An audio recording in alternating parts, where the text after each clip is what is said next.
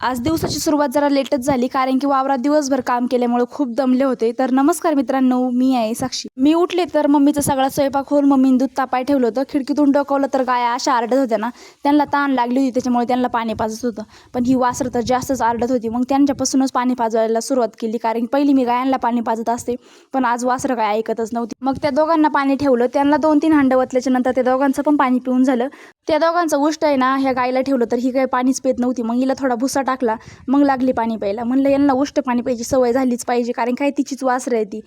तिला उष्ट पाणी प्यायला लावलं आणि तिचं उरलेलं दुसऱ्या गायला पण ठेवलं. म्हणजे सगळ्यांनाच उष्ट पाणी प्यायची सवय झाली पाहिजे. अजिबात पाणी वेस्ट जाऊन द्यायचं नाही. इकडं गायला सरकत होते, ती अजिबात सरकत नव्हती, पार एकदम जाग्यावर उभी होती. मग गायांना कुटी वगैरे लोटायची होती कारण की गायांना कुटी टाकली ना, ती बाजूबाजूला सारती, मग गाय आरडत बसतात.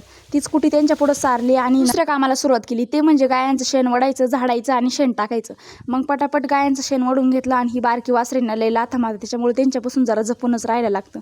मग लगेच झाडून घेतल्याच्या नंतर दोन्ही वासरांखालचं झाडलं. मग रॉकीला आहे ना भाकर आणि दूध ठेवलं होतं, त्याच्यानंतर त्याला पाणी ठेवलं आणि मग शेण टाकून दिलं. आज काय शेण थोडंच होतं कारण पप्पाने सकाळ सकाळ टाकलंच होतं.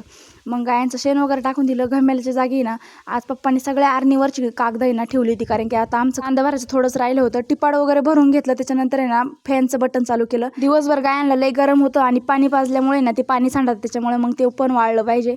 फॅन वगैरे चालू करून दिला. गायांची सगळं काही कामं झाली होती. तुम्हाला व्हिडिओ आवडला असेल तर लाईक, शेअर, सबस्क्राईब करा. चला भेटूया आपण उद्या एक नवीन ब्लॉग.